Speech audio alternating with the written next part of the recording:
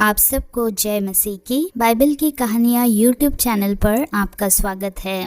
अगर आप चैनल पर पहली बार विजिट कर रहे हैं तो चैनल को सब्सक्राइब करना ना भूलिए और बेल घंटी ज़रूर दबाइए ताकि अगले वीडियो की नोटिफिकेशन आपको मिलती रहे। तो चलिए प्रियो, हम वीडियो को स्टार्ट करते हैं। बाइबल में 12 प्रमुख भविष्यवक्ता और 5 छोटे भविष्यवक्ता है और नहूम उन छोटे भविष्यवक्ताओं में से एक है। जब इस्राएल की जाति 2 राज्यों में विभाजित हो गई तो राजा दाऊद, जिसने इस्राएल के लोगों को एक साथ रखा था, तब उसके पुत्र सुलेमान ने भी इस्राएल को एक साथ रखा था।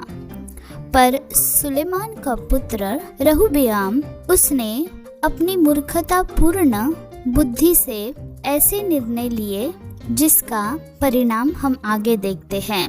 931 ईसा पूर्व में राज्य सही में विभाजित हो गया। इस्राएल का राष्ट्र 10 गोत्रों में विभाजित हो गया जो उत्तर में रहता है, जिसे यह इस्राएल कहा जाता है। उनकी राजधानी समरिया है और वहाँ 10 जनजातियां हैं जो वहाँ रहती है, और फिर 2 जनजातियां दक्षिण में रहती है जिन्हें यहूदा कहा जाता है। यरूशलेम उनकी राजधानी है और वहाँ 2 गोत्र यहूदा और बेन्यामीन रहते हैं। तो उत्तर में इज़राइल के 10 गोत्र और दक्षिण में यहूदा के 2 गोत्र रहते थे। और 931 ईसा पूर्व में जनजातियां और राज्य विभाजित हो गया। वहाँ इस्राएल का एक उत्तरी राज्य है और यहूदा का एक दक्षिणी राज्य है। लेकिन 722 ईसा पूर्व में अशूर राष्ट्र इस्राएल में आया और उन्होंने इस्राएल को जीत लिया और उन 10 जनजातियों को वापस अशूर ले गया। और लोगों की कुछ समय बाद बेबीलोनियों ने अशूरियों पर विजय प्राप्त कर ली। अशूर पर उनका अधिकार हो गया।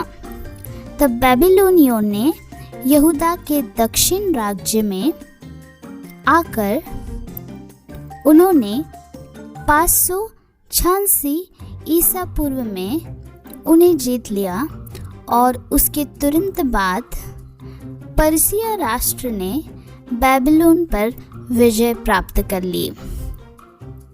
पर्सिया का साइरस एक फरमाना जारी करता है जो यहूदियों को यहूदा की भूमि पर वापस यरूशलेम में उनकी आराधना करने के लिए वापस जाने देता है और वहाँ उनके जीवन को वे बहाल कर पाए इसका प्रयास करता है। और इसका नेतृत्व जेरुब्बाबेल नाम के एक व्यक्ति द्वारा किया जाता है। और 538 ईसा पूर्व में जेरुब्बाबेल कुछ लोगों को पर्सिया से वापस ले जाता है। इसे हम एजरा की पुस्तक में अध्याय 1 से 6 में देख सकते हैं। फिर लोगों की दूसरी लहर वापस आती है। वे 458 ईसा पूर्व में एजरा के तहत वापस आते हैं। इसे हम एजरा की पुस्तक अध्याय 7 से 10 में पढ़ सकते हैं। बाद में 444 ईसा पूर्व में नहम्याह कुछ और लोगों के साथ फिर से यहूदा में वापस आ जाता है ताकि उनकी आजीविका बहाल हो सके। तो यह था नहम्याह का ऐतिहासिक पृष्ठभूमि का भाग। असीरियन ने लाखिश नामक शहर, जो जूडा की सबसे बड़े शहरों में से था, उसको नाश किया था, पर यरूशलेम बच गया।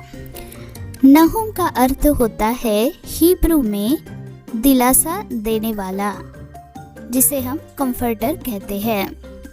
कहा जाता है कि उस शहर को कफरनहूम, जिसे नहूम का गांव जो गलील के समुद्र के पास था, कहा जाता है। नहूम की किताब ईस्वीसन पूर्व 663 और 612 ईस्वी पूर्व में लिखी गई है। नहूम ने इस पुस्तक को निनवे के लोगों के लिए पश्चाताप के आह्वान के रूप में नहीं लिखा था। परमेश्वर ने उन्हें 150 साल पहले पैगंबर योना को अपने लोगों के साथ भेजा है कि अगर वे अपने बुरे तरीके से जारी रहे तो क्या होगा। उस समय के लोगों ने पश्चाताप किया था, लेकिन अब वे पहले की तुलना में बदतर नहीं तो उतने ही बुरे जीवन जी रहे थे। असीरियन अपनी विजय में पूरी तरह से क्रूर हो गए थे। अपने पीड़ितों के शवों को डंडे पर लटकाते और अन्य अत्याचारी के बीच उनके तंबू की दीवारों पर उनकी खाल लगाते थे। नहूम एक साथ में हम देखते हैं, यहोवा भला है, संकट के दिन में वह दृढ़ गढ़ ठहरता है और अपने शरणागतों की सुधि रखता है। निनवे ने एक बार योना के प्रचार का उत्तर दिया था और यहोवा परमेश्वर की सेवा करने के लिए अपने बुरे मार्गों से वह फिर गया था। लेकिन 150 साल बाद निनवे मूर्ति पूजा, हिंसा और अहंकार में लौट आया, जिसे हम नहूम के अध्याय 3 और वचन 1 से 4 में पढ़ते हैं। हाय उस हत्यारी नगरी पर, वह तो छल और लूट के धन से भरी हुई है। कोड़ों की फटकार और पहियों की घड़घड़ाहट हो रही है। घोड़े चढ़ाई करते, तलवार और भाले बिजली के समान चमकते हैं। मारे हुओं की बहुताय और शवों का बड़ा ढेर है। मुर्दों की कुछ गिनती नहीं। लोग मुर्दों से ठोकर खा खाकर चलते हैं।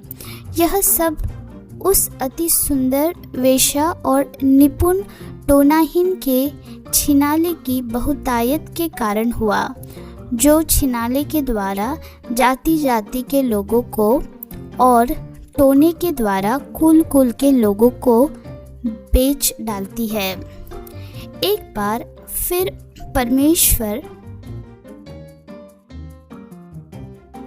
अपने भविष्यवक्ताओं में से एक को निनवे को चेतावनी देता है कि क्या न्याय उनके शहर के विनाश के रूप में होगा और उन्हें पश्चाताप करने के लिए प्रोत्साहित करेगा।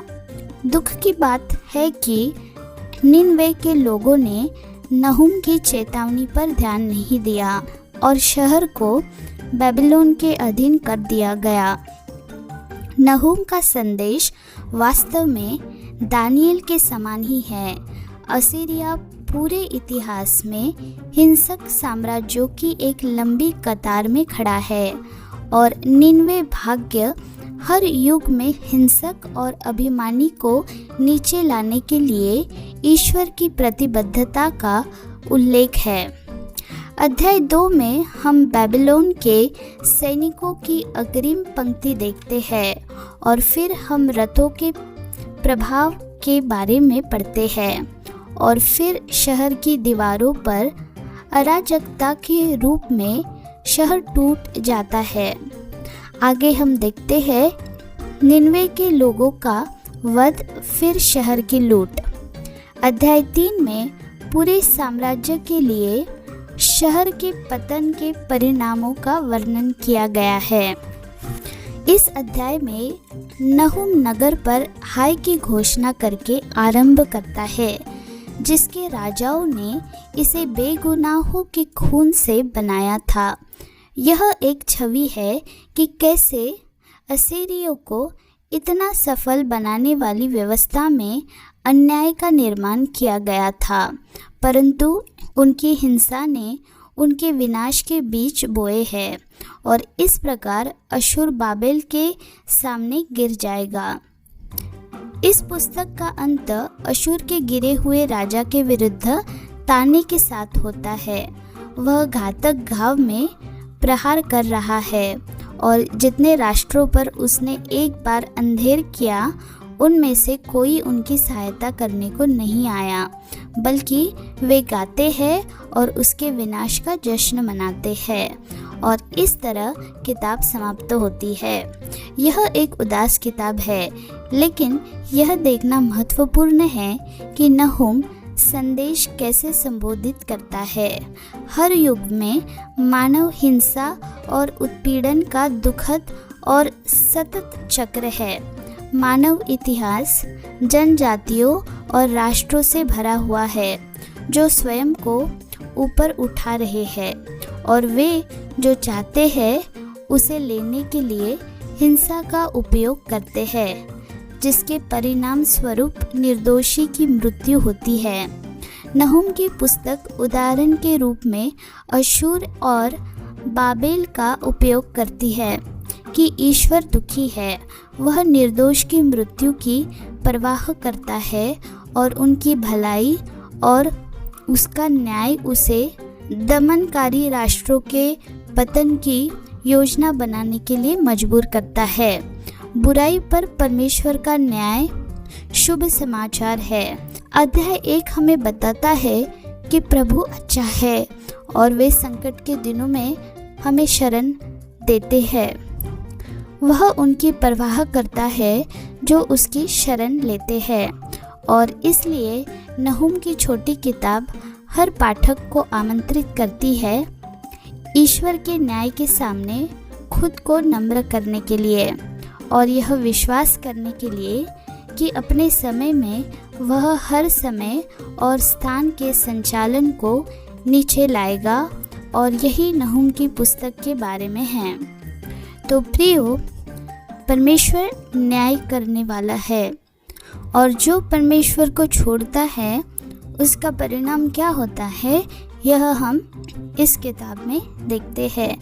तो संकट के समय परमेश्वर की शरण जाइए और वे तुम्हें शरण देंगे और तुम्हारे साथ रहेंगे। पर आपको यह भूलना नहीं है कि परमेश्वर न्याय करने वाले हैं।